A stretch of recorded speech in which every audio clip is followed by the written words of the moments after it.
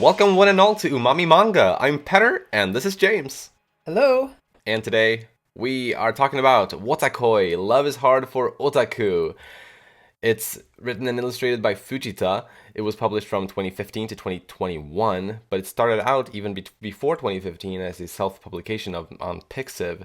You can actually visit Fujita's profile on Pixiv and find like those old works from like 2014 and kind of look at those there. So I think that's kind of neat. Anyway, this manga was recommended to me by James a few years ago. Hi. Well, that's how I came into contact with this manga. I've since also, like, since James's initial recommendation to me, I've gotten it recommended to me or talked at me from other people as well. So, like, I understood that it was a beloved series by those who have read it, my girlfriend included. Oh, I didn't realize that. But yeah, that's my story with this manga, kind of how I got it, how I find it. But how did you find it, James? Oh gosh, it's hard for me to remember exactly. Here's what I think happened. I remember seeing it, the anime announced, and its opening theme was memed, or at the very least, not as a joke, but people really liked the dancing that was in it, and so I think people were doing that for a bit. And so I was aware of it, but I never watched it. I think because it wasn't on Crunchyroll, and so I wasn't sure how to. But then I remember I was going to the bookstore and just looking for something to read, and I saw it there, and I skimmed through a couple of pages, like, wow, this is actually pretty funny. And so that's what got me hooked, and I'm glad I did.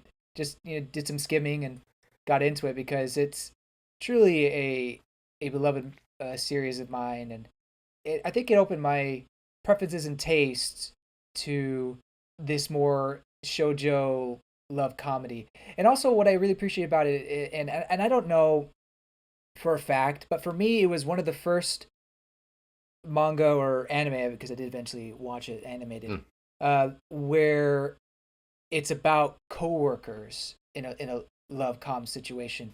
There's definitely those nowadays.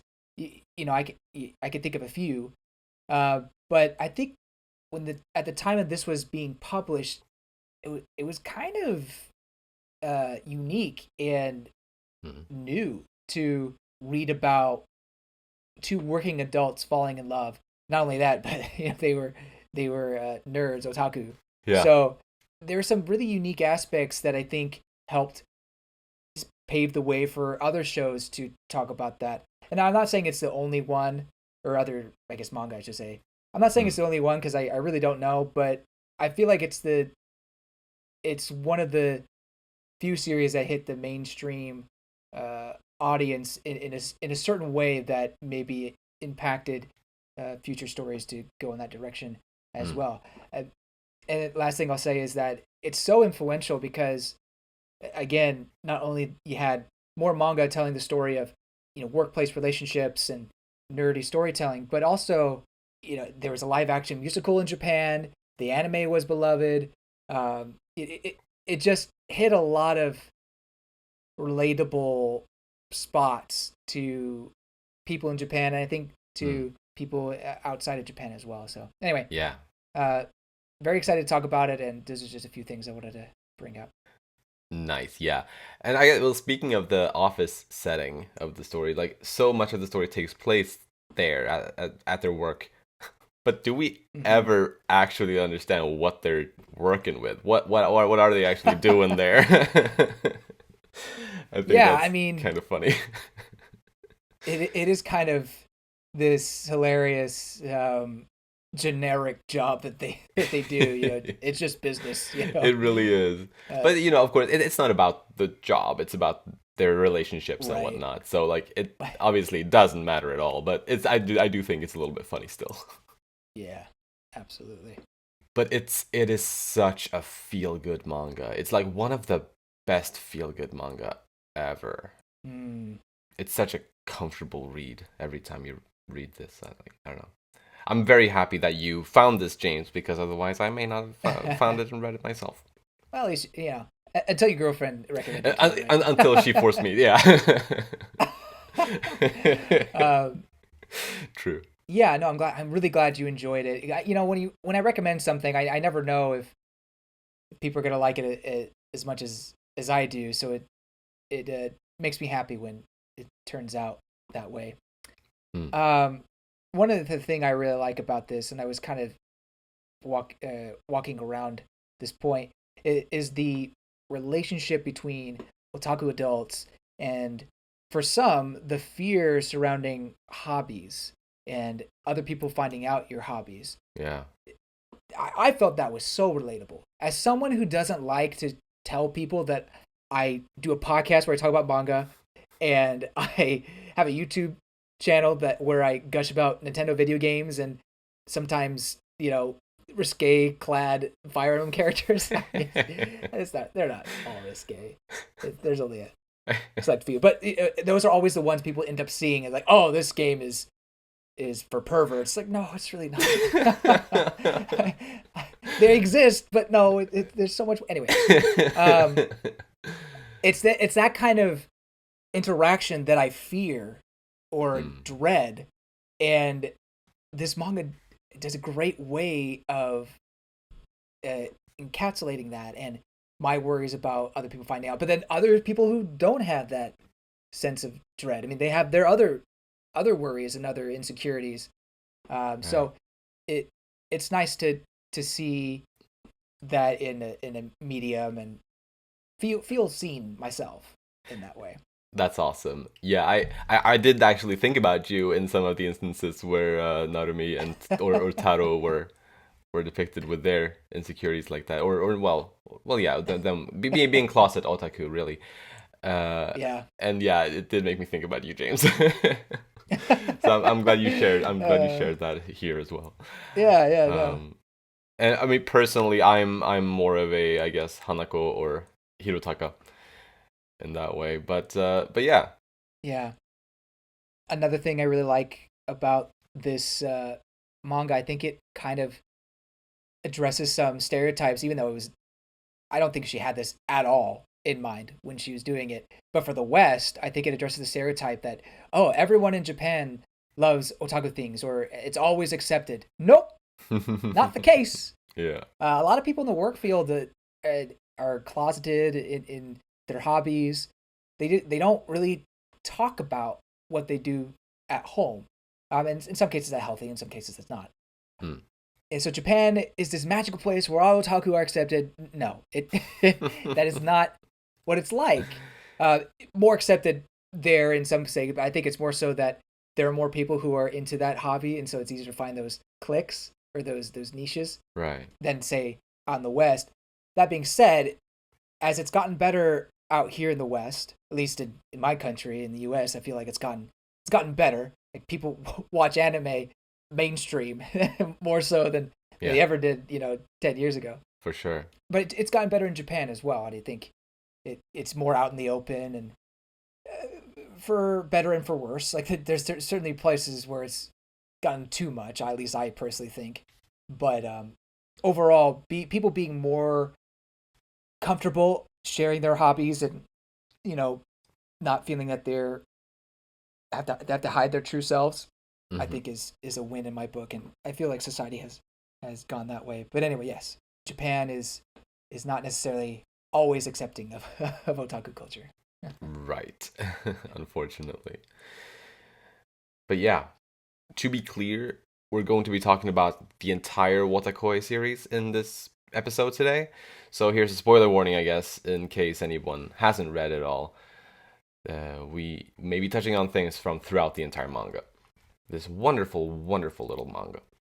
So with that said, let's jump into the character discussions, starting with Narumi Momose, a closet otaku, as I was saying, who really, really doesn't want others to find out about her nerdy interests. We learn that shortly before the manga starts, she was dumped by her recent ex-boyfriend because, well, he said blatantly he didn't want to go out with an otaku. Or a fujoshi in Narumi's case specifically. Mm-hmm. Yeah, I was like grossed out by it. Which I mean, I think to the both of us is like incomprehensible, basically. Like, how would Yeah. one react that way? I don't know. But yeah, yeah, there's all sorts of people.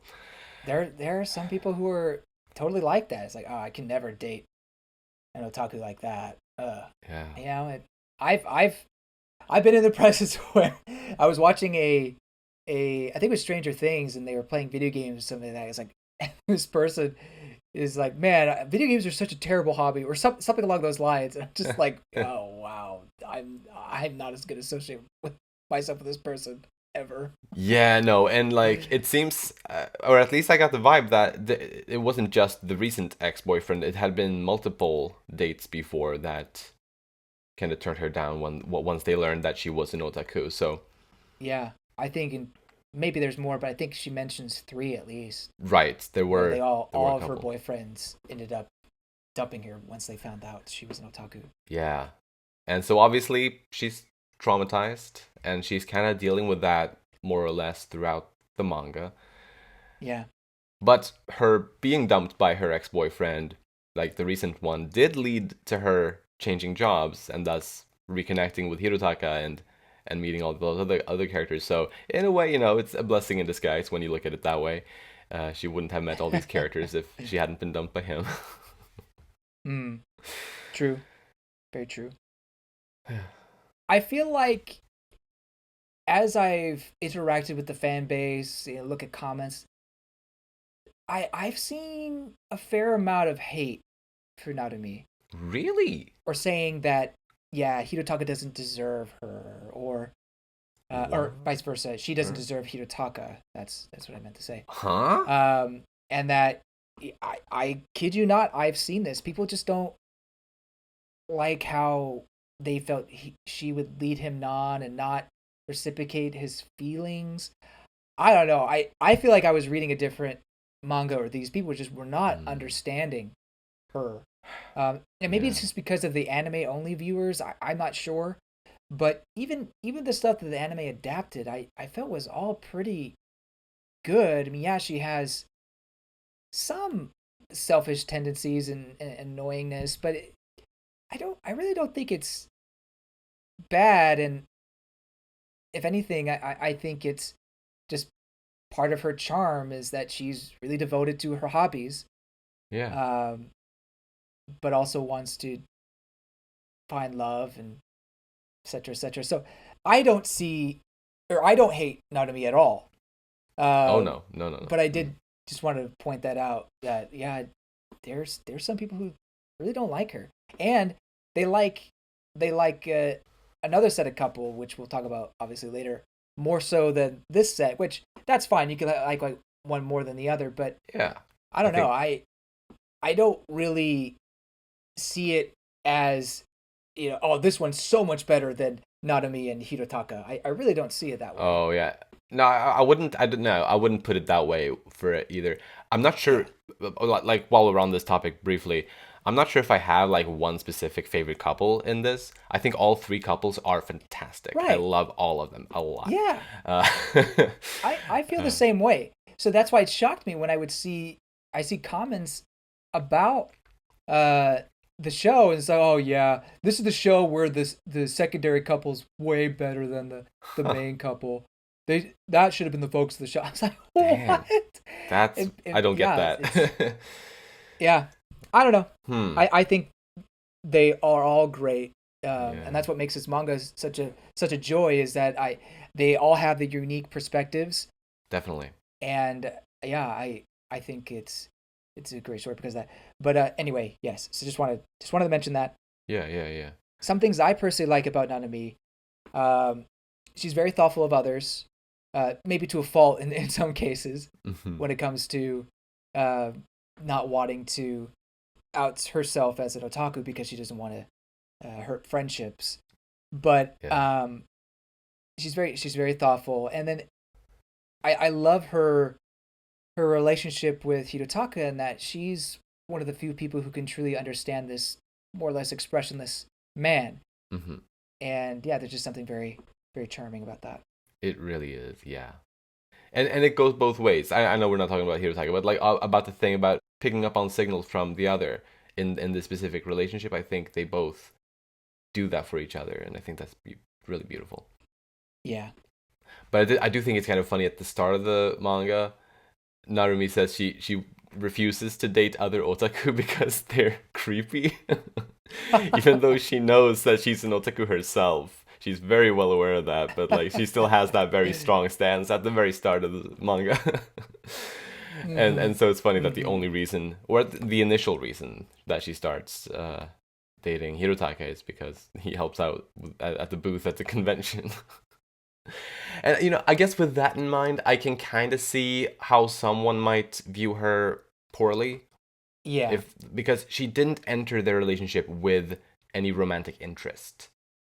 At least I feel like that's kind of the angle the first few chapters and maybe even volumes kind of put it at. But I think by the end you see that I think she certainly had feelings, just I don't know, just wasn't able to put it to words yet. And those feelings grew, of course. Don't get me wrong, but I don't know. I feel at the end you see that their initial reactions.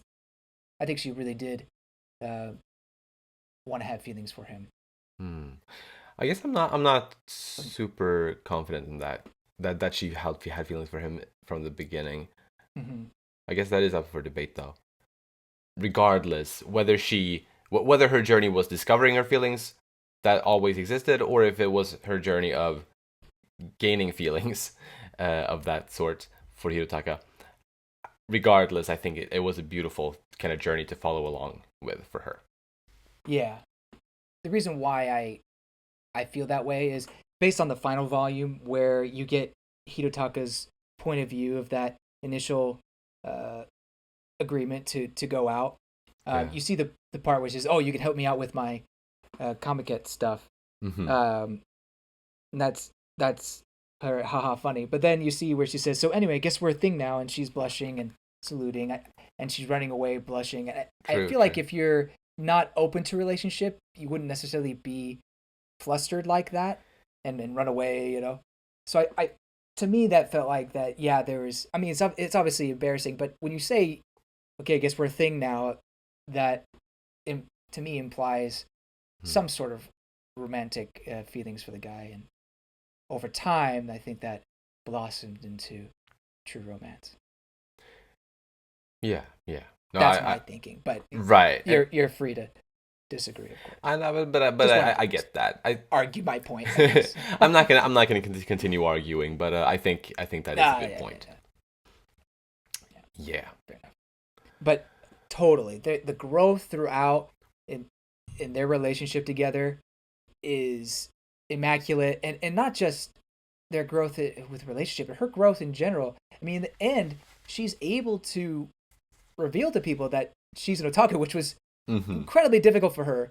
Yeah. And on top of that, she is able to confess that Hirotaka is her boyfriend, which was much more surprising to everybody else, but not as difficult for her to say. It seemed not as nerve-wracking as admitting she's an otaku.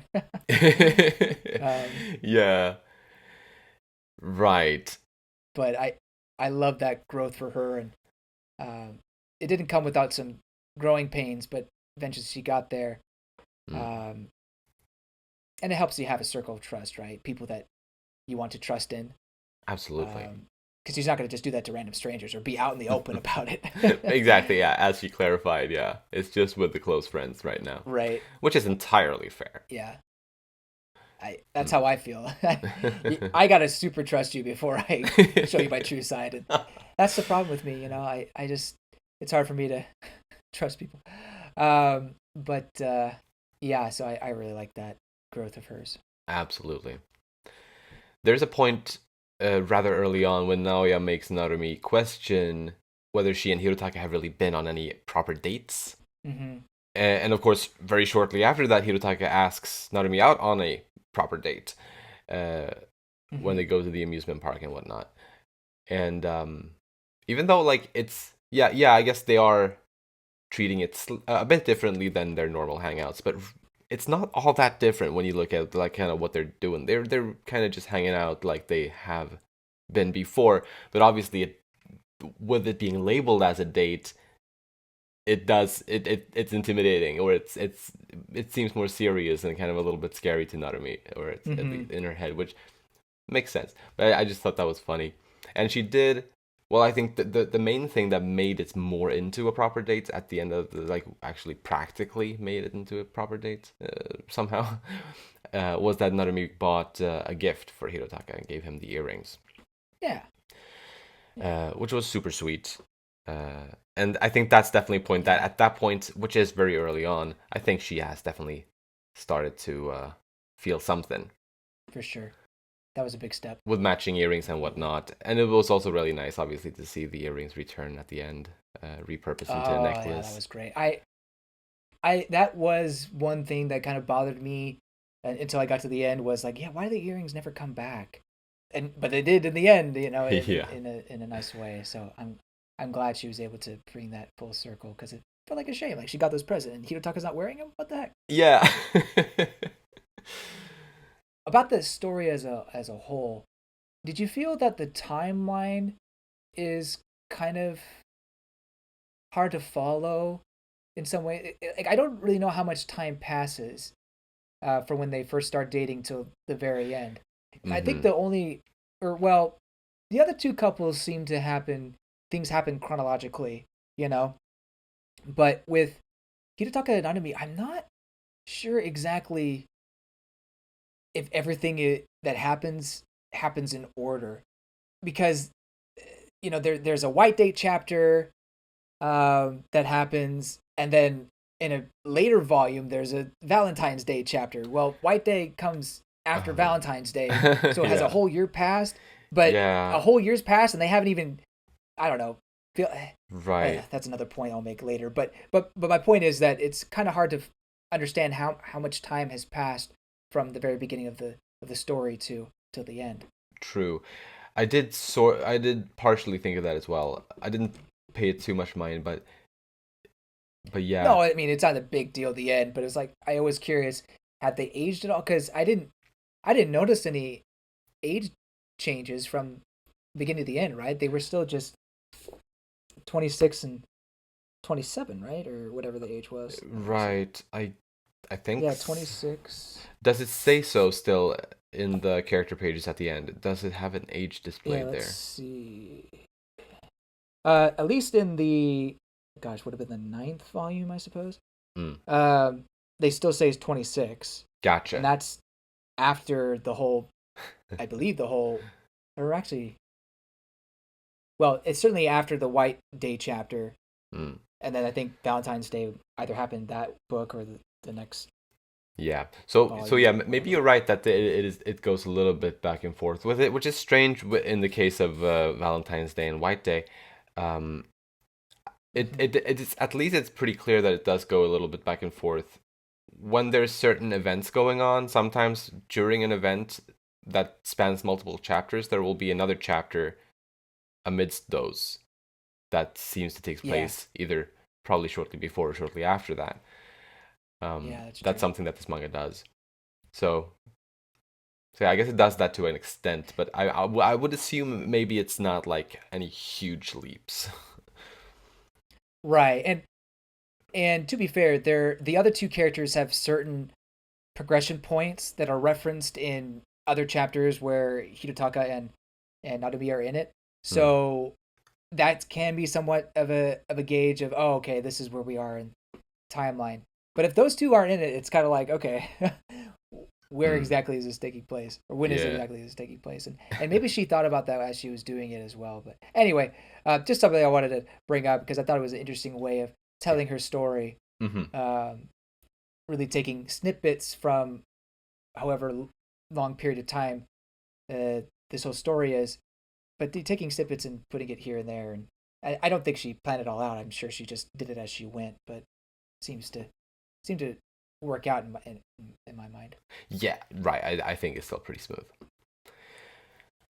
a few things that I love about Narumi, and these may be a little bit silly, but and I agree with the things that you brought up earlier that you like about her. But Yeah. a few things that I just had to note down. One is how it wasn't a consistent thing throughout the series, but it was a little bit at the start of the manga, where Narumi was breaking the fourth wall here and there, She did that and a lot. referring to time like manga pages and whatnot. That's so funny. Like that it kind of makes me want to try to do that IRL and like see how people react. But I probably won't. But it was just really funny. And also seeing her drawn like Akagi and like JoJo and things like that was also Those are pretty great. so Yeah. good. So good. Yeah. I personally thought the flat jokes were hilarious. Um, I know it's kind of poking fun at her, but I think the reactions were just crazy good. Really great. Yeah, and I think also to me the funniest jokes of those were kind of the meta ones where like with the fan questions or whatever, like the fan comments, and she Yes, was reacting to those. that I That think that one specifically, I really laughed out loud for. I mean, yeah. she's like, "Are you happy now?" or whatever she says. My goodness. I also love when Narumi and Hanako are thinking about their boyfriends in a boys love scenario, and like and both of them are viewing their own boyfriend as the dominant one in the BL scenario, and Hmm. it's just fantastic. And also how that their disagreement in that situation is visualized as like some epic samurai duel. It's so good. Oh my goodness, those two girls are crazy. Yeah, yeah. But yeah, and on a different note, it was very sad to see Narumi and Hirotaka's conflict in the last volume. Um, Mm, but it was still really well made. I think one could really still understand each of the characters' sides of the conflict there. right. Narumi obviously being seriously scarred from previous experiences and whatnot, and like oh, of course it would be difficult for her to open up after those types of experiences. So I get that. And from Hirotaka's perspective, and again, I know we're not on him, but since we're talking, or since I'm talking about this thing, um, from his perspective, I get that it could feel almost like Narumi's ashamed of being with him since she isn't opening up about their relationship, and that is so tied. Like Narumi opening up about their relationship is so tied to her opening up about her being an otaku. Yeah, Right. yeah. So I could see it from Hirotaka's perspective, being like he's feeling like she's ashamed of him on some level, um, Hmm. if she doesn't proudly want to announce that they're dating. So I Hmm. definitely understand why he would be upset as well. Um, so I just thought that conflict was really well done, and you could really feel like both sides are totally valid. Yeah, yeah, for sure.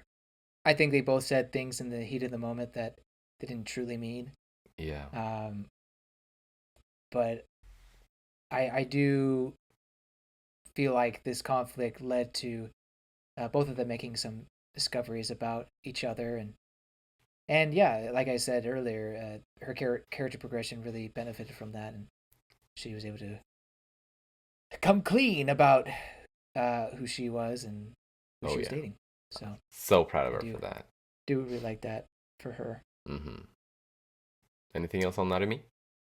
I think the only other thing I want to say about Nanami is that, as you pointed out, I feel like there are things I can relate to with her, and I've already mentioned some of them, but my enjoyment with her character is that I could totally see her point of view in a lot of ways, and so seeing that personified in a manga was quite nice, and so uh, I really do enjoy Nanami for that. At the same time, she's also different than I am. She's so outgoing and talkative, and is so easy to get along with others, and I feel like I can get along with others, but it's not easy for me to open up and start talking. So Mm. I really respect that character trait of hers. Not that everyone has to be like that, but I do think that's a nice quality to have. Definitely worth appreciating, yeah. That's all. All right, then let's move on to Hirotaka Nifuji. He's the opposite of Narumi in the sense that he's completely open about being an otaku. Uh, in person, he doesn't emote much, but over text, he is very emotive. He's like a completely different person when he's texting. Right, Uh, right. We've seen the people or characters like that in other manga that we've covered. we have. It's quite fun, Uh, that kind of thing. yeah. But this one's probably the biggest contrast. I mean, the Yeah. other ones we've seen are pretty big, but this Yeah. one is. I mean, we're It's talking very about a big. person who, you know, stoic and just expressionless, as you said, to go to just lolling all the time and using all these really crazy emoticons. Yeah. So yeah, that is quite funny. Mhm. But yeah, as mentioned, he's not really much of a shame. He doesn't care. Like he's gamer through and through, and he plays what he wants and has no thought of what other people think and really about his hobbies. I'm not saying that he doesn't care completely. I mean, he does, as we find out throughout the story, want to have relationships with people. Yeah. He's just not he's not as good at it, but also doesn't prioritize it the same way as say Narumi does. Right, exactly. Exactly. And I think he probably has a pretty healthy mindset about like kind of feeling that the person that he may want to find and be with Mm-hmm. should be someone who respects his interests. Yes, So with that in mind, there's no reason to hide it. Like I feel like he's kind of got that mentality. I think that's a great point. Absolutely, and that's kind of something with me as well. Is that while while certainly I am hiding it, like if I were to get in a serious relationship, I don't want to be with someone who's like in Nanabe's case, who's just grossed out by the fact that I like video games or Uh-huh. I read manga or things like. Right. I guess Hirotaka's way of getting over that is that he just puts it all out. Hmm. This is who I am. Yeah. But yeah, about his feelings for Narumi, they seem to be there definitely from the get-go. uh Yeah. and oh my gosh, it was so sweet when we even got to learn that Narumi was Hirotaka's first love. Like, it was funny, but it was also super wholesome and adorable. It really was. Like he never had any other love supposedly. Like, man, that is really sweet. Yeah. And you kind of see throughout how that's affected his life. You know, the reason why he pierced his ears is because he Hmm. thought that was the kind of person Nanami liked. Yeah. He, you know, didn't care about those pencil games or those kid games really, but because Nanami was into it and that's how they bonded, he would collect those things and interact with her, Mm. um, do things that are more well, be willing to do things that are sociable with her. Yeah. Um, and then yeah, just to see uh, them reunite and how he's ecstatic but also very very worried or filled with anxiety and is could this even work out? Could she even learn to love someone like me? Uh-huh. Um, Man, yeah. it's yeah, it's nice or it's I don't know how to put it. I just really like how his character is expressed in that way, or it, how you see his growth, but also his worries and fears um, through it all. Yeah.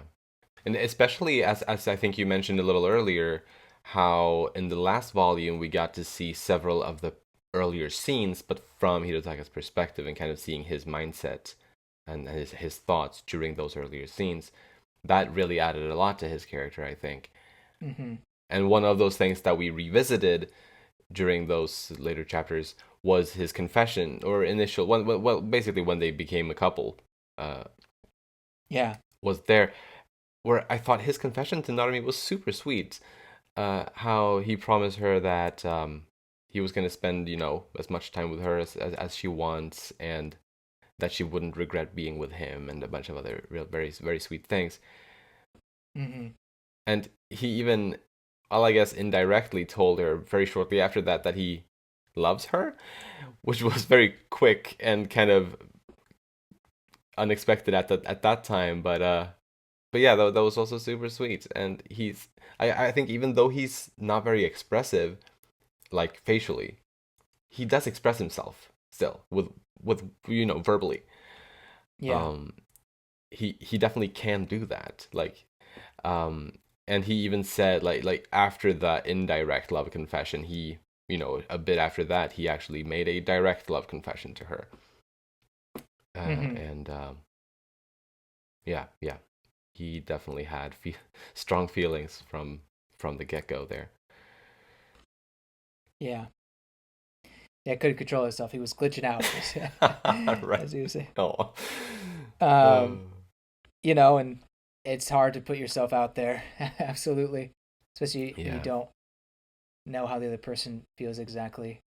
But I really like how in that final chapter he says, "If this is a glitch, I don't really care anymore. If we're glitching together, I don't really care anymore." And so, Yeah. um, it was really really a sweet way of putting it. So yeah, I think personally, I think Nanami, as I said before, also shared in some feelings and interest in him. Clearly, Hirotaka had it more. I mean, he didn't, as you said, didn't show it per se, or at least automatically. Uh, but in his mind, he was kind of freaking out. Yeah. um, Yeah. but but I do think that uh, obviously by the end they're head over heels for each other. Absolutely.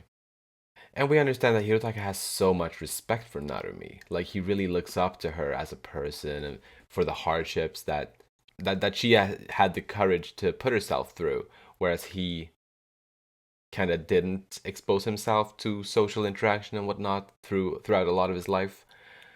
And like just seeing or Mm-hmm. understanding his respect regarding that, his respect for Narumi was very very nice as well, I think. And it's also funny putting, I guess, nerd or otaku terms on it. She has real life experience, whereas whereas Hirotaka has just EXP, I guess, video game experience. Yeah, So yeah. I really like the line where he says, "We're together because I love you, and I like seeing you doing things that make you happy." mm, I mean, that's what a true relationship is about, right? At least I feel like a healthy one should be that way. yeah, And in that way, Hirotaka is such a great boyfriend. Um, definitely. Change is part of life, but I feel that Hirotaka is not trying to change who she is or her hobbies or anything like that. Obviously, he loves that part of her, um, and I think we all deserve to find someone that loves that part of us. Absolutely. So yeah, I really like that. hmm During their first, I believe it was their first like official date. Hirotaka almost held Narumi's hand. Like he was like there was like a few panels where like he was like almost or he was trying to like hold her hand, but it didn't happen. Um, so I thought it was very good. A little bit later when they were in the movie theater, then he grabbed her hand, and they held Mm-hmm. hands during the film, which was very very Nice. satisfying in that moment. Uh, not just for the because he had tried before and failed, but and then finally succeeded there, but also because I think during the film he wasn't particularly interested in the film, and he was like ahead of it. He was like, "Oh, this is gonna take forever," but once he was holding her hand, and it was all romantic and sweet and cute. Like he made the observation that man, that went by very quickly. So that was so Yeah, sweet, so cute. yeah. If she wasn't interested, I don't think she would have allowed the hand holding at all. I think if he had actually tried to hold hands with her at that first date, whatever, or if you call that a first date, but the real date or whatever, I Mm, think it would have been fine. It would have. yeah. I, I think that's just the point of the story is that love is hard for an otaku. Right. Particularly ones who are socially awkward. I just think it's, Nanami had her difficulties, not wanting to be seen as an otaku, but struggling with, dating one, or I guess coming to grips with that, I suppose.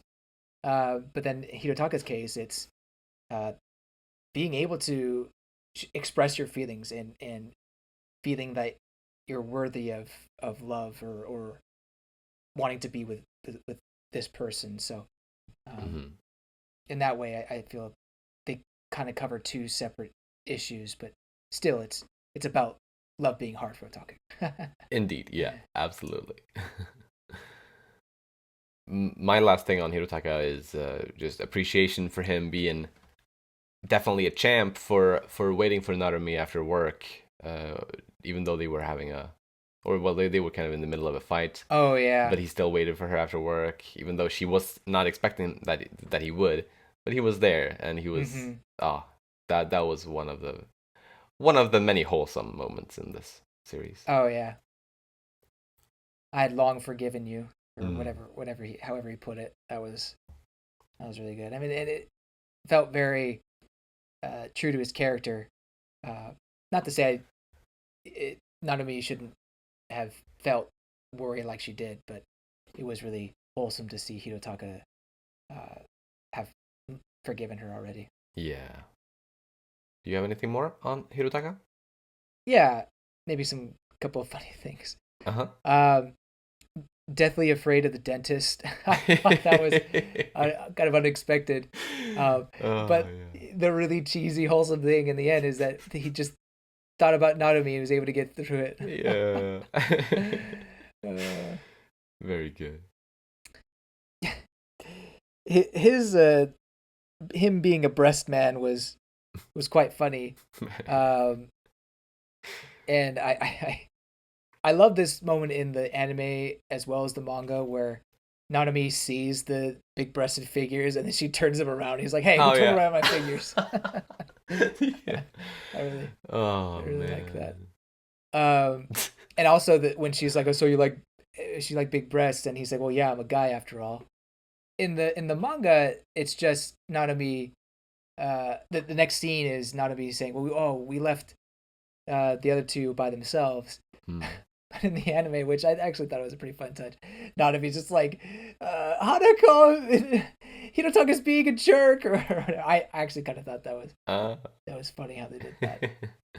It's so funny. There's also a character page for Hirotaka where it says something along the lines that he would argue that, or like he would make an argument that every man is a breast man, or something like that. Like he's that dedicated.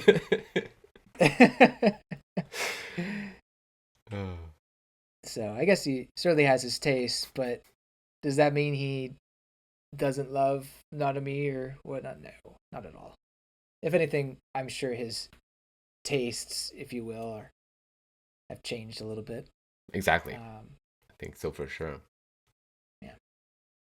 So typically, I don't really like the expressionless, doesn't really show his feelings kind of guy.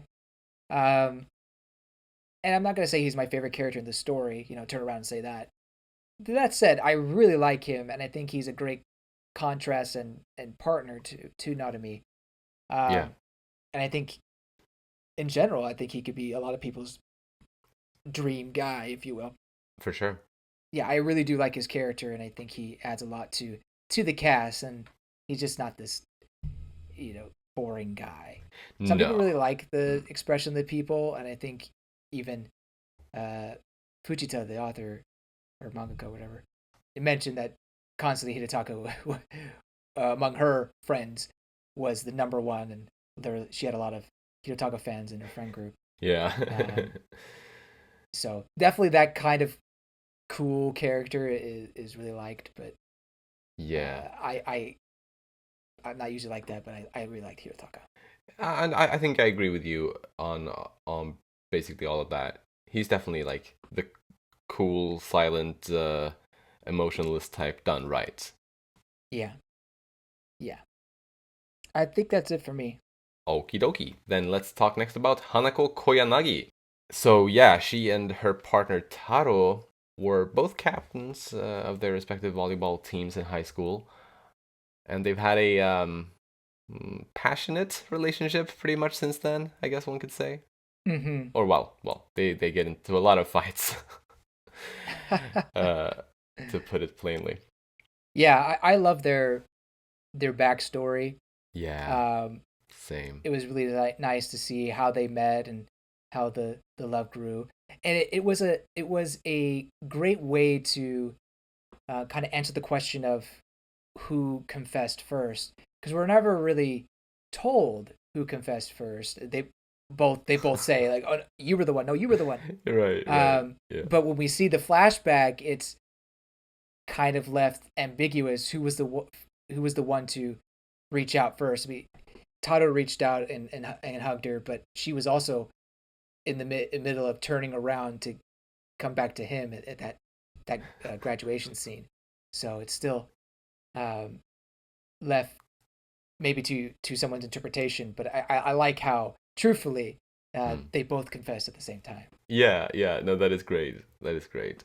And with them being like very much an established couple when the story began, Uh huh. it made sense to depict their origin through the flashbacks. And I think it's also very funny that their relationship, or at least them together, started with Hanako blackmailing Taro. And like Yeah. it started out in a not great or kind of hostile manner, and that's how kind of how it would continue in some ways. Uh huh. Um, um, but I also really love how it was because of Taro that Hanako became an otaku. Like she hadn't really gotten in touch with the otaku world a lot before she met That's him. true. And it was in high school that she Mm-hmm. started cosplaying and whatnot, which is obviously her main thing right nowadays. Mm-hmm. Mm-hmm. Um, and and yeah, I think last thing on the flashbacks, I love how even though Hanako said, I think at least on two occasions that she had deleted the photo that she took of Taro in the manga store, she did after all keep it, and I think that's very nice because I Yeah. mean yeah she lied, but it's harmless, and I think it makes for a very good and nice memory. It's like the start of them. Mm-hmm. That's a story you tell your children and grandchildren, and that you can keep that for posterity. I really like that. Yeah. I personally of the opinion that while she obviously used it for blackmail, clearly, Mm-hmm. uh, I feel like she took the picture on a whim, and also because maybe in the back of her mind she did kind of think he was cute.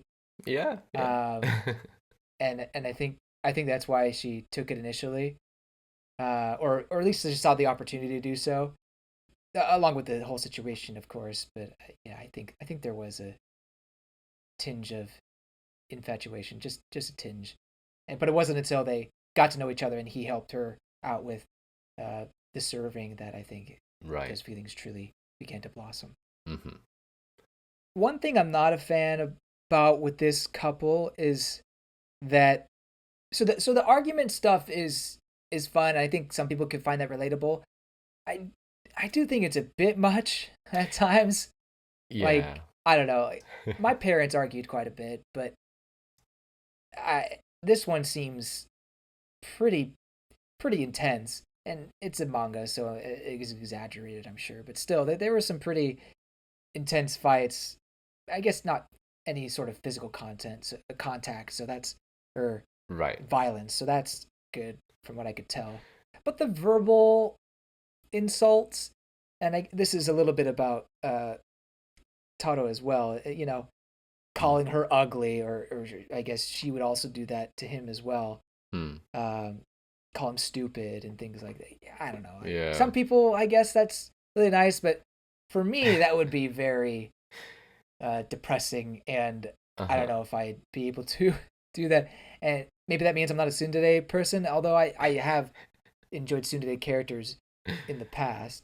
Yeah. Um, but this is quite the extreme of two tsunderes falling in love with each other.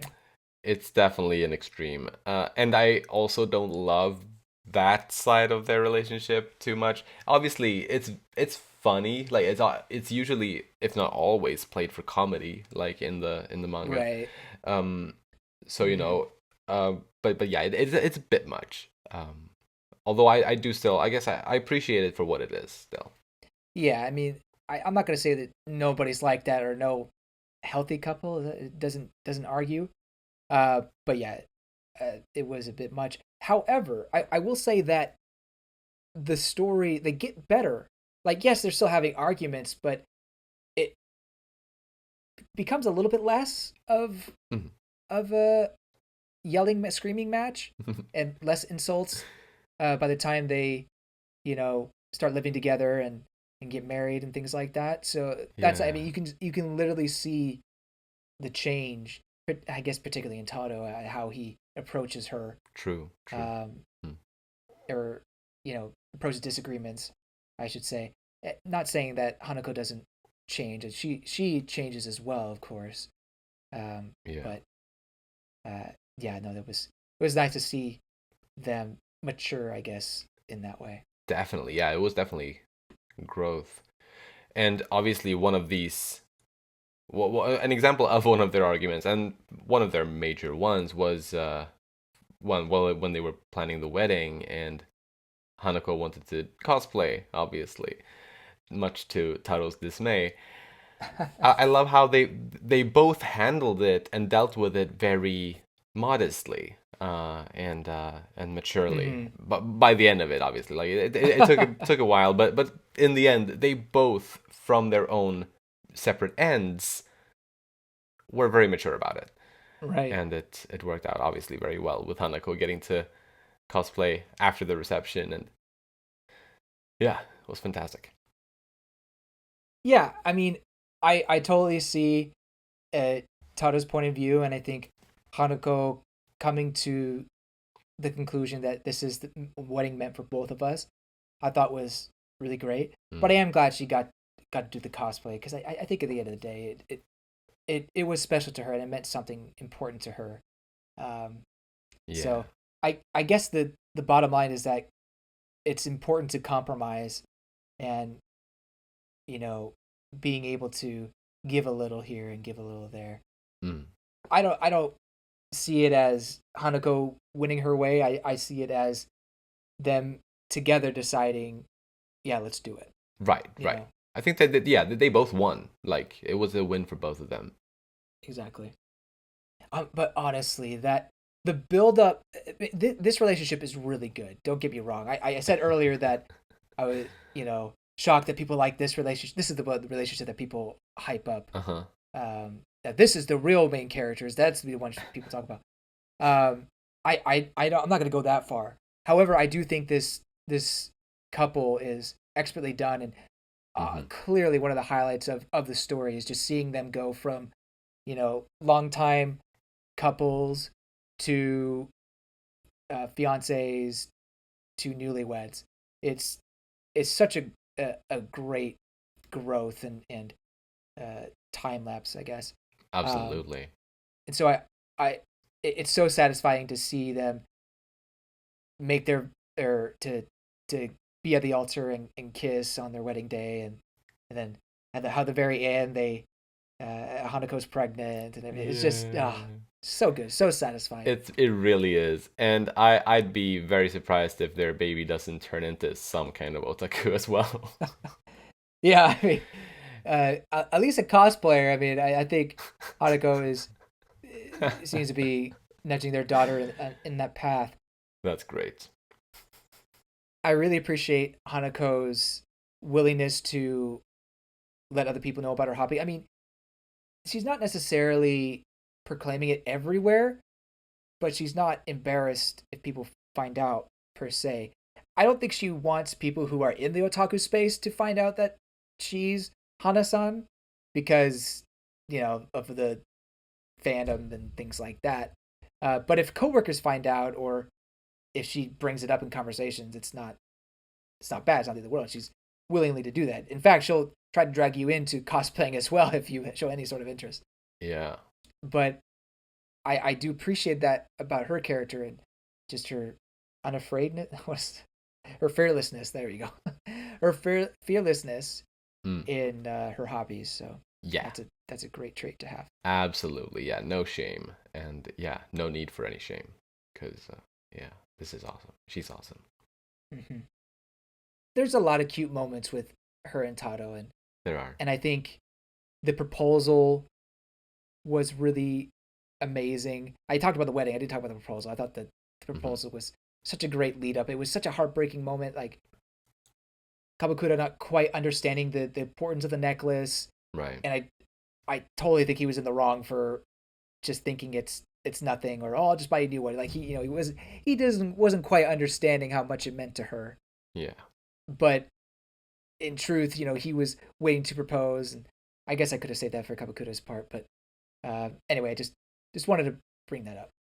Yeah. I thought it Yeah. was a very sweet moment. It absolutely Okay, that's is. it. Sorry. All good. Well then, without further ado, let's talk about Taro Kabakura or Bakakura. That's me. He's a bit of a lighter otaku than the other main four, but still definitely an otaku. Yeah. And like Narumi, he is a closet otaku. Yeah. I love how he has this scary face that is obviously referenced many times, but he's really so sweet as a person. I think, like, man. Yeah. I mean, sure, not when he's arguing with his wife, but pretty much every other instance, he's the sweetest guy. Yeah. And well, on the necklace incident that you were talking about, um, Yeah. I thought that whole incident was a really great display of Taro's character, kind of encapsulating Mhm. or kind of explaining, showing who he is. Because it does show that, yeah, he's dense and he is clueless. And like he doesn't he does have a hard time picking up on those types of emotions and reading those types of signals. But the incident also showed how thoughtful and kind and sweet he is, and also how sensitive he can be. Yeah, So I really, really like that. for sure. And of course, as you also mentioned, like he'd been preparing this marriage proposal for quite some time, apparently, Right. and yeah, he made that work really well, I think. Yeah, I was putting a lot of thought into it, and I appreciate that. And not just into the proposal, but also, meeting her halfway more of the time, or, not giving in. I think they use the term giving in sometimes. Maybe not giving in, but you know, being willing to not argue as much. Yeah, Which right, I like. right, right. Precisely ahead of the marriage proposal, he'd been really making an effort not to argue. which which kind of freaked Hanako out. She Yeah, was like, "What? Does he not like me anymore?" Like, yeah. I feel like that she was kind of going that direction, um, Oh. which again points to the fact that some people, I guess, do show their or soon today do kind of show their affection in that way. I suppose. Um, Yeah. I don't think it's particularly healthy, or at least I wouldn't really thrive in a relationship like that. Uh, but that was just how they were showing the love. But I'm glad that they kind of transitioned away from that a little bit. Now it Hmm. seems a little more healthy. Absolutely. I also love how he's kind of like the unwilling leader kind of at work. Yeah. 'Cause, I mean, he's good at his job, but he ends up getting to take responsibilities that he doesn't really want to have. Right. uh, but yeah, he has a hard time saying no, which also shows to his kindness, I guess.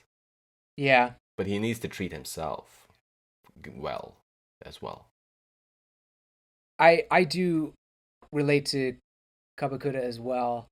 Uh, it's parts of Narumi and Kabakura I think that really make up my otaku self and well Hmm. adult self as well. Yeah, I try to hide it.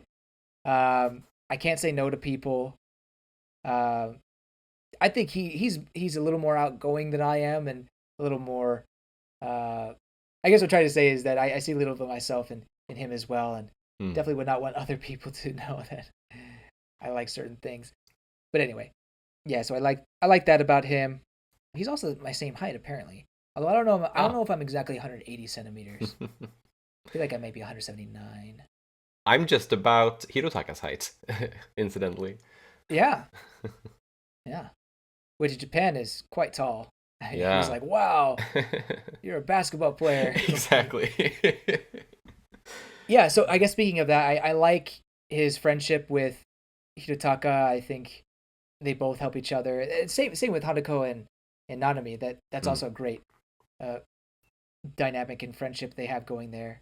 yeah. So the relationship between these four characters is truly a highlight of the manga, as well as the romantic pairings. Just Yes. very nice. So nice. Oh, this cast is so good. Oh, I love all of them. Yeah, it's a fantastic cast. Yeah. One last thing I'll say about Taro is a funny thing.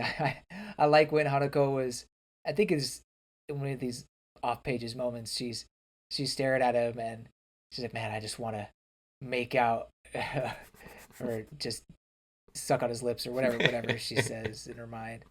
Uh, or I wonder if he'll let me do that. And he's like, "Wow, she must have to take a dump."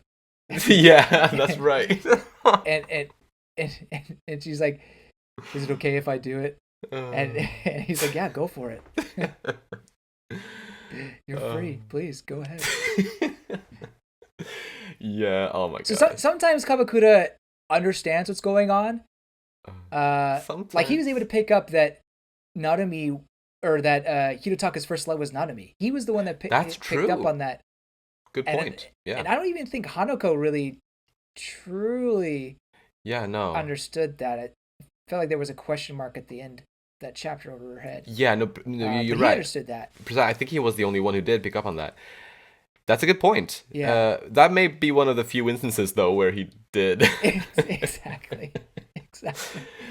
I Uh, think the one of the funniest ones is him completely not understanding um, Naoya's and Ko's relationship. I thought it was right. Yeah.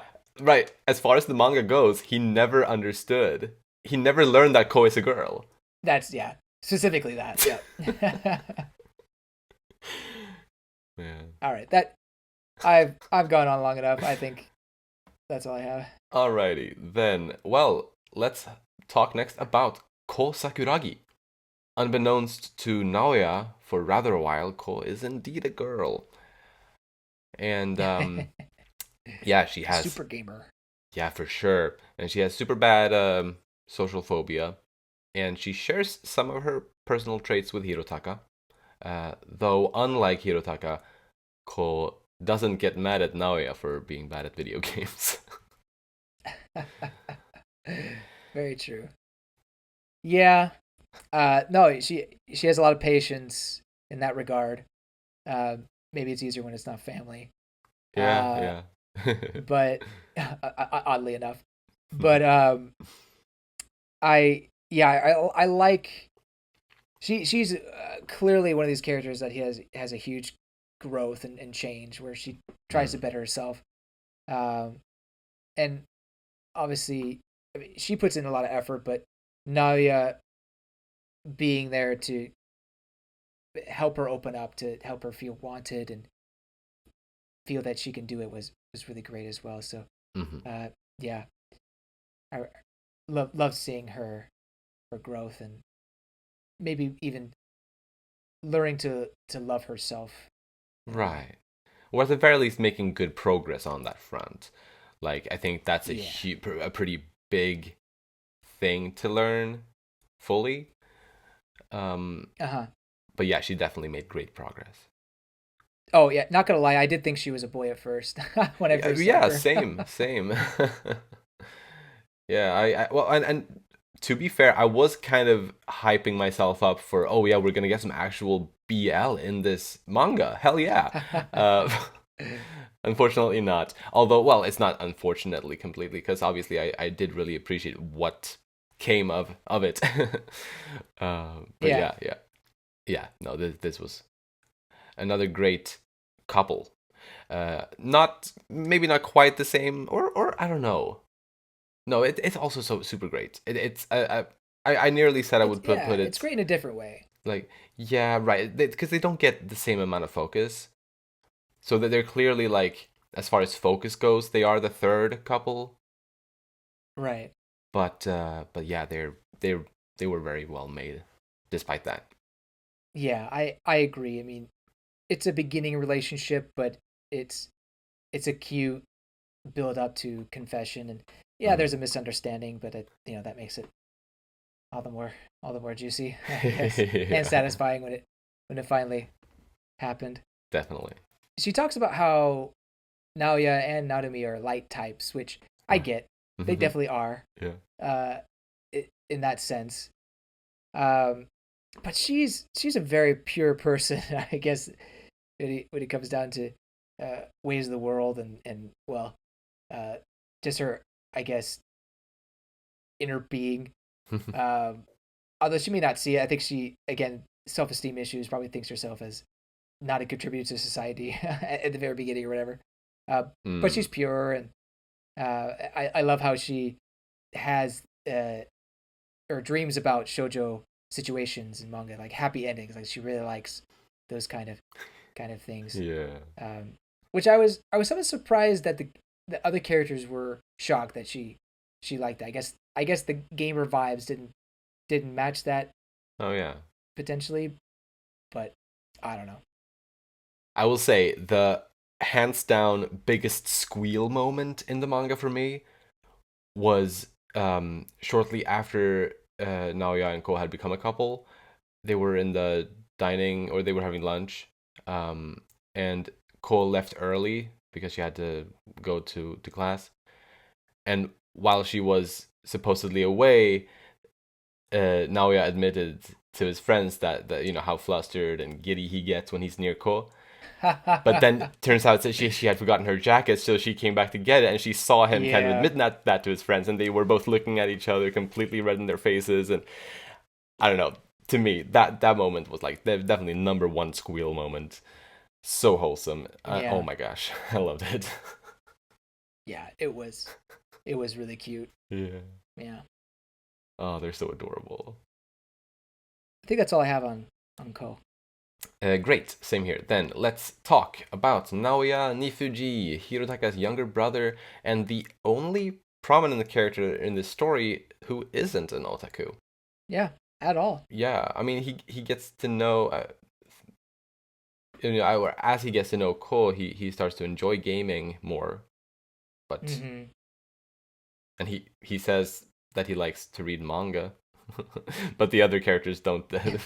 They will not dub him an otaku yet.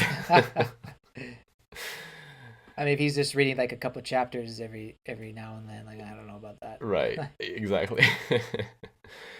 But I love that Naoya is the OG Narumi x Hirotaka shipper. Yeah, that was really cute. Like he was always shipping Yeah. them apparently, Mm-hmm. and it's just, yeah, I love to see how happy he is to know that they're dating, and he's rooting for them so hard. Yeah. I also really like the friendship, or the friends he has. Yeah, Uh, they're pretty supportive. I mean, in their own quirky ways, but I really like the friend group that he has going, and it was nice to see that part of his story with Ko. absolutely. Naoya, of course, felt very terrible after he found out that he had been wrongfully assuming Ko's gender. Yeah. So that was rough. But I love how he made things better between them by finding Ko in the MMO game, and how, yeah, Right. just searching her up there, and yes, that was very beautiful. Mm-hmm. That was, yeah, good moment. Mm. Speaking on his relationship with his brother, it's, I guess the age gap can be hard, but yeah, Hirotaka can be a little bit of a jerk to his his brother.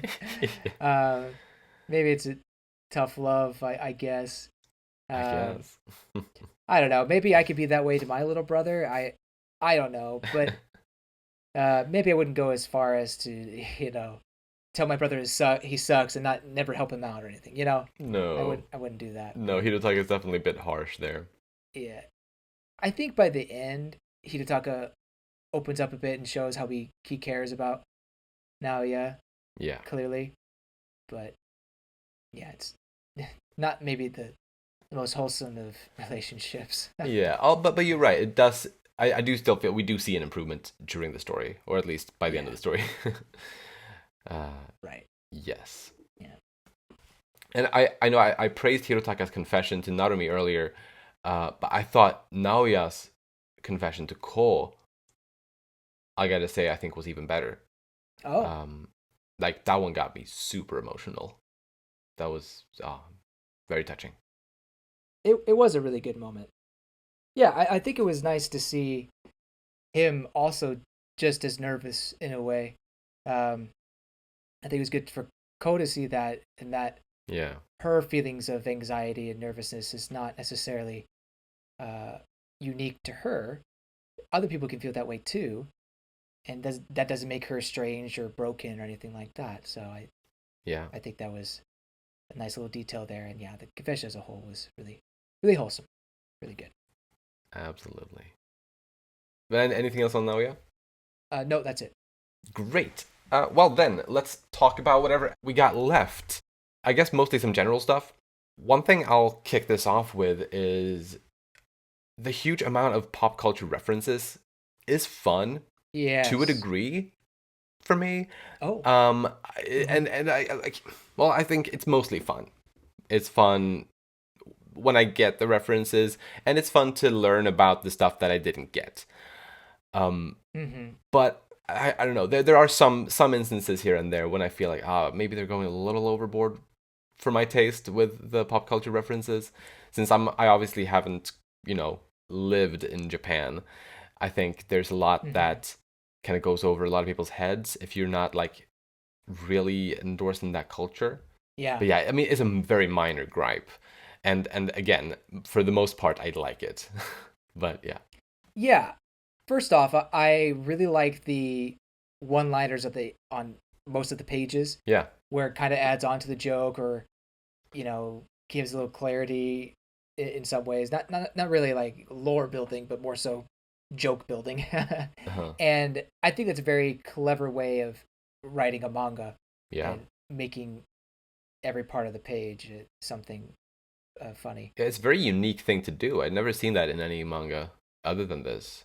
Yeah, I mean, not that I've read every single manga ever, so I don't know if she's the first or one of the few to have done it. But at least in the manga I've read, I have not seen that as much per se, Right. or if ever really. Hmm. So that was really cool. But my second point is about the references. Yes, when I get them, I really do like them, and even when I don't get them, I think they're fun because I know that I'm gonna hopefully be able to learn about them in the end. Yeah. If there wasn't a glossary for all of the references, Mm. yes, my enjoyment of the manga would have gone down maybe even quite a bit. The relationships are still there. A Yeah. lot of the humor is still applicable, but there are plenty of Japanese pop culture references that I just don't understand without proper context. Right. So I'm really glad that the publishers decided to go this route, and I do kind of wish other publishers would do that more. Some do, Hmm. and we have the blessing to cover some of those manga Indeed. that do that. But it would be nice to see more of that. Um, I am impressed with how much detail they put into a lot of these meme jokes. Like it kind of puts uh, do you know your meme or whatever the meme history website is, kind Uh-huh. of puts it to shame Yeah, yeah. uh, in some aspects. Like it really goes into context in a lot of them. So I Hmm. really appreciate it, and that's why I personally like them. Right. And don't think they take away from it at all. But if the context wasn't there and I didn't understand the reference, then yeah, Mm. I would be lost. Definitely, yeah. And yeah, it is very fun to learn about these new things. So some of the things in general that I like about the manga, I really like the art. I think the Hmm. characters are very well designed. I think as we've discussed, these characters are very well developed. Fujita does a very good job at building it up and giving a lot of context for the reader. You know, their personality types, their blood types, which obviously is a Japanese obsession. Uh-huh. You know, their constellations and things like that. Yeah. But then she talks about their dessert preferences, and she really has a grasp of who these characters are, and it helps the reader, I feel, kind of put the character's personality into different situations and appreciate Right. it more. So like that. Yeah. I was that's actually along those lines. I was actually thinking about when I was looking at Fujita's Pixiv page, and Uh-huh. viewing the images from like 2014 and whatnot, which was like a year or so before it started getting like an official publication. It got me thinking about these characters. Like these characters must have been living in Fujita's head, for at least a year before the official publication started, obviously, but possibly even longer than Mm-hmm. that. So she obviously had a very good idea of who they were, what they looked like, what they were like, and stuff like that. So, Yeah. and it really shows. Like you can really tell that these characters they feel real. Yeah, for sure. I also really appreciate the colored pages in this manga. That at the Yeah, start of they're each really volume nice. and like in the middle, or well, technically start of the Japanese volumes as well. Um, Yeah, I think the coloration is really nice. Like the color choices, like because it's such vibrant, nice colors. I uh, agree. I agree. I think this publication, like the Western publication, I don't know how much of it can compare to the Japanese one, but the Western publication is very nice and a lot of love and thought, as we were saying earlier, it was put into it. hmm I mean, the pages are, particularly the color pages, are really nice to flip through. Yeah, Um, Aside from like a couple of typos, I think I saw. I'm not gonna name them, but there were a couple of typos. yeah, But you know, overall, they put a lot of love and care into this production, and I appreciate that. for sure.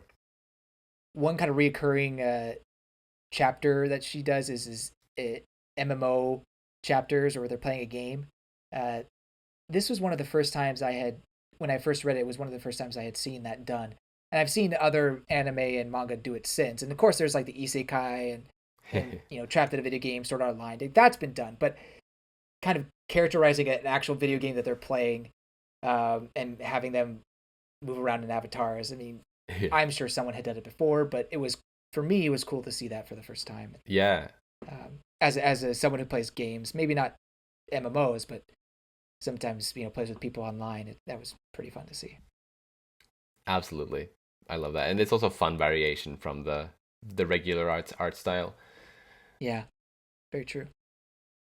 So in an interview at the very final volume, at the English publication puts this interview with Fujita, and she says that she hasn't read much of romance manga herself, doesn't identify as an otaku, and calls herself a casual fujoshi. Right. I Either this is humility or straight up lies, because not only it was this incredible manga that features romance comedy and some fujoshi stuff, or a lot of otaku stuff, I should say. Like Yeah. so many references. Uh-huh. She writes BL according to her discography, whatever, in online. Like there's BL that she writes. I imagine.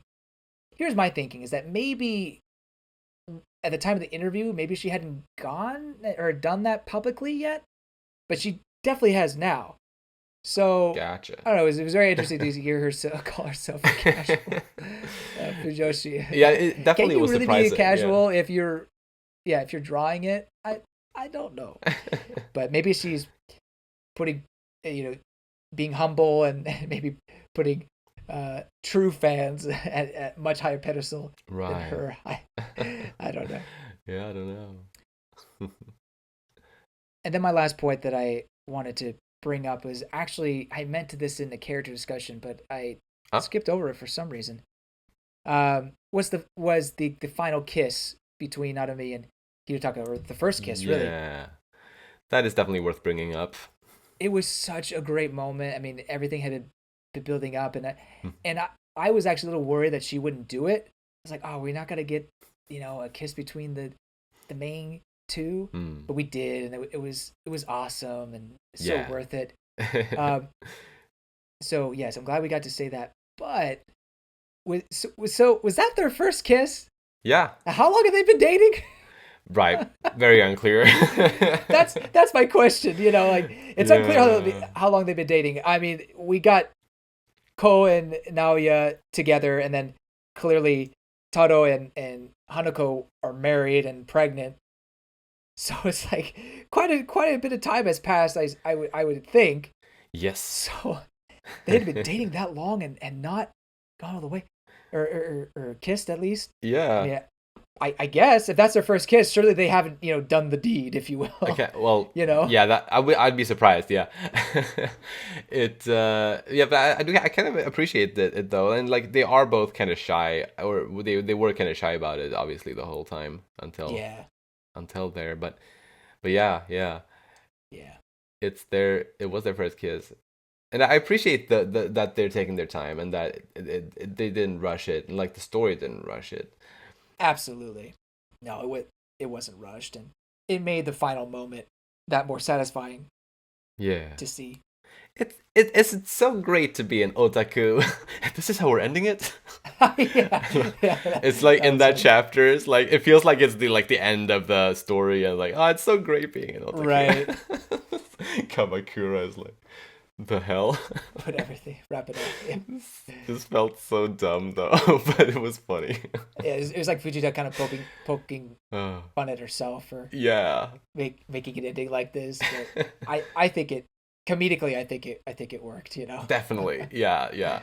And it wasn't even the last chapter. Like there was, yeah, Oh, that's there right. was another chapter after that, but it did very much feel like it would have That's been, true. could have been the last chapter. Yeah. But yeah, as I've probably made abundantly clear, I absolutely love all six of these main characters in this manga. Uh, Yeah. it's hard for me, at least, to pick a favorite, but I'm gonna try. But before I do, would you like to try to share your favorite character from Wotakoi? For me, it's easily Narumi. I really think that. I mean, I shouldn't say easily. I think they're all great, but Narumi, I really like to see her journey throughout, and she's so sweet, so kind, and hilarious. I love her facial expressions. I love the Fujoshi side of her, and there's a lot of things about her that I relate to. Deadlines that I make for myself to get a video out. Mhm. She had her own deadlines for her fanfics, Yeah. and I like shipping characters. And I have my favorites, and then yeah, I'm very shy about talking about myself as an otaku, over things and Mm. because of some things. But yes, overall, I think she's my favorite, and I really love her relationship with Hirotaka. That's great. I'll say first, Narumi was a close second for me in my favorites list. Okay.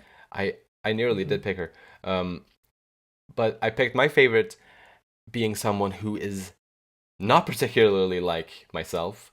I'm not as hot-headed as this person, and I'm not as closeted with my otaku-ness as this person. It's Taro Kabakura is my favorite. Nice. Just because all of Yeah, that's a good one. his yeah, I just love how, I guess I have a soft spot for characters who come off as pretty harsh and intimidating, but who deep down are really the sweetest guys. Like, Yeah. and also himbos. I like himbos, and I guess he's the closest to a himbo that we get in this story.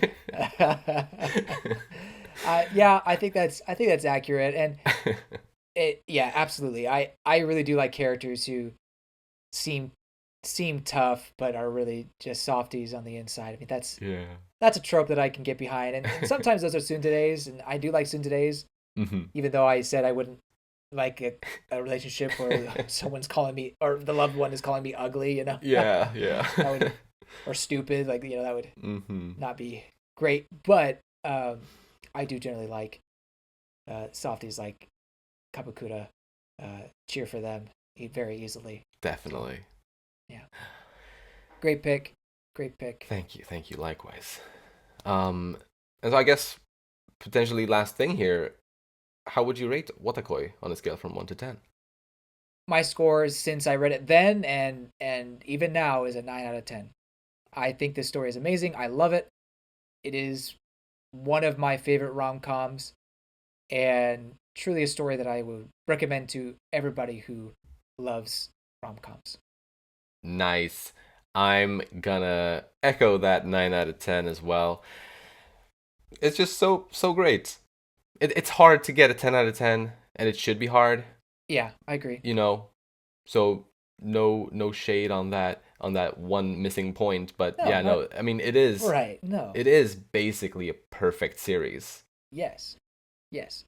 You know, what would give it the at one point extra? I don't know. Maybe a grand plot. But that's not what this is trying to be. But Yeah, no. either way, I feel confident giving it out of 10, and that's an amazing score. And it's Oh an yes. anime that is a must read for fans of the genre.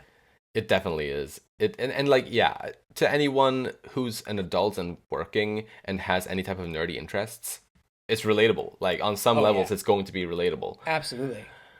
Uh-huh. So I yeah. couldn't shut up about it. And obviously now we're not recommending it to people who haven't read it because obviously everyone listening right now have read it. Yeah. But I guess we can at least ask those listening and who also love this series to continue to spread the good word of this manga to your friends. Indeed. Because yeah, I think a lot of people can really enjoy this. Yeah. Been a pleasure to talk about this series, and I'm very glad again that you recommended it to me. I'm glad that you enjoyed it as much as I did. I'm actually very eager to see whatever Fujita draws again. I'm like Kabakura where I don't really like BL. Not my cup of tea. And if she keeps doing that, BL, that's totally fine. But I would love to see, if she returns to, rom-com, shoujo manga type story. I'd be there day one to see what it's all about. But for Nice. now, I'm happy that she gave us this story. Absolutely. So grateful. And yeah, before we end off, I'll just mention real quick what else we do here on the Umami Manga podcast. We cover a bunch of manga series volume by volume as they're coming out. Those manga are To Your Eternity, Spy Family, Free Ren Beyond Journey's End, Vinland Saga, Kaiju number 8, Jujutsu Kaisen, Asadora, Oshinoko, and A Bride's Story. We've also finished covering Kaguya-sama Love is War in that manner. Additionally, as we did a one-shot of Wotakoi today, we've also done previous one-shots of Uzumaki, Planets, The Gods Lie, and Solanin. So, if anything of that sounds interesting, you can find it on the Umami Manga YouTube channel or on the podcast platform that you may be listening to, wherever you're hearing us. Yeah. So, if you enjoy our podcast, then please share it with your friends. You'll find links to our social media in the description. And you can support us by rating our show on the podcast platforms and subscribing to our channel, Umami Manga, on YouTube. Thank you so much for listening, and we'll see you next time when we'll talk about something else. Bye-bye! See you later.